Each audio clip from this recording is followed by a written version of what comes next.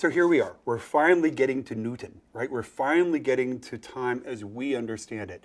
We're getting away from the old Aristotelian paradigm, the Aristotelian rules for understanding the universe, and we're going to move now to the things that we see and we understand around us every day, the rules that seem to run nature, right? This is a big deal. Remember that Galileo said that nature has inexorable and immutable rules that she follows, and that nature doesn't care if we know about those rules or not. It just doesn't. Nature just keeps going and going and going. What Galileo couldn't do, though, is tell us precisely what those rules were, right? So here's where Newton comes in. One generation after Galileo, Newton starts looking at things like gravity and movement, all those same things that Aristotle and Aquinas and Copernicus and Newton looked at, but he figures them out. He figures out what the rules are, what the natural laws are. He also gives us a set of rules, a set of steps, just like Aristotle did, about how we are supposed to understand and study the world. So let me go through that just a little bit, because I think it's important to understand those rules then when we get into how natural law affects time, or time affects natural law. So there are 4 rules, just in the same way that Aristotle had. You probably read about this already, but let's just go through them real quickly. Rule number 1, we are to admit no more causes of natural things than such as are both true and sufficient to explain their appearances. In other words, he says, look, in nature, when something happens and you see a cause for it, accept that that's the cause. You don't have to say, well, God made it happen. Well, maybe God did make that happen, but you don't need to add in extras. You don't have to say prayer made it happen when it's enough to say something heated up and changed. You know, you want to boil water, you can just turn the heat under the kettle, put the water in the kettle, and it will boil. You don't have to do that and say a prayer. You don't have to do that and say an incantation. So it's an easy one for rule 1. Rule 2, therefore, to the same natural effects we must, as far as possible, assign the same causes. Same thing, right? You got a boiling pot, you put heat under the pot, you put water in the pot, it starts to boil, steam comes up. Okay, then we can say, great, heat, water equals steam. We don't have to say heat and water equals steam in Philadelphia, but heat and water doesn't equal steam in Madrid. The same natural effects come from the same causes. Really simple stuff. When you think about it, this is how we imagine how we interact with the world every day. But before Newton, nobody had set down these exact rules to do it. Good. So, rule number 3, the qualities of bodies which admit neither intention nor remission of degree, and which are found to belong to all bodies within reach of our experiments, are to be esteemed the universal qualities of all bodies whatsoever. That sounds absurdly difficult, and it's incredibly easy. All it means is if you see that water acts a certain way, and you see water acts a certain way in another time, and then you see water acts a certain way a third time, you can then make the conclusion that that's how water acts. You don't have to say, well, water acts this way in Madrid, and this way in Sao Paulo, and that way in Vladivostok. You can simply say, this is what happens to water when, say, you boil it. Right? Very, very easy. Something that we have completely internalized. Rule 4. In experimental philosophy, which is what Newton calls science, we are to look upon propositions collected by general induction from phenomena as accurately or very nearly true, notwithstanding any contrary hypotheses that may be imagined, till such time as other phenomena occur by which they may either be made more accurate or liable to exceptions. To which you should say, huh?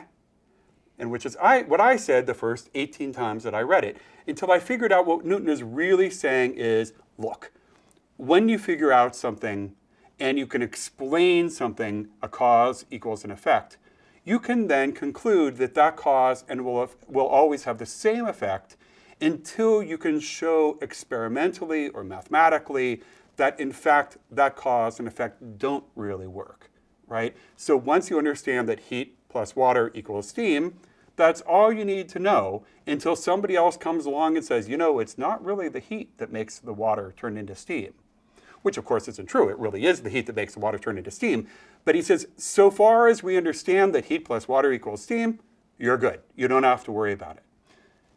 He then takes these rules, these 4 rules, and he develops his understanding, moreover, his proof of natural laws.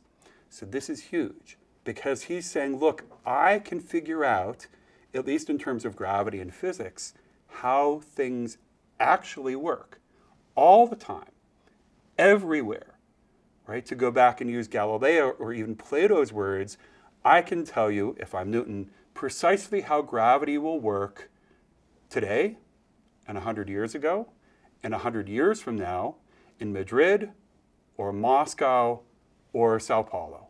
I can tell you that with absolute precision. Absolute precision. I know exactly how it works. And I can prove how it works, not by logic. This is the other big piece of this, but rather by mathematics. Right? So he says, look, logic is great, but it only goes so far. Logic is less useful, according to Newton, than mathematics. If we can prove something mathematically, if we can take a hypothesis, do experiments, and then prove what happens mathematically, then we can be absolutely sure that that thing really happens, that F equals ma, that force equals mass times acceleration. And that F will always equal ma, no matter where you are, no matter when you are, no matter if you notice F equals ma, or if you don't notice F equals ma.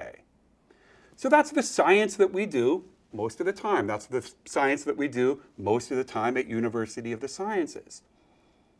But it has an incredible implication to our understanding of time for 2 reasons.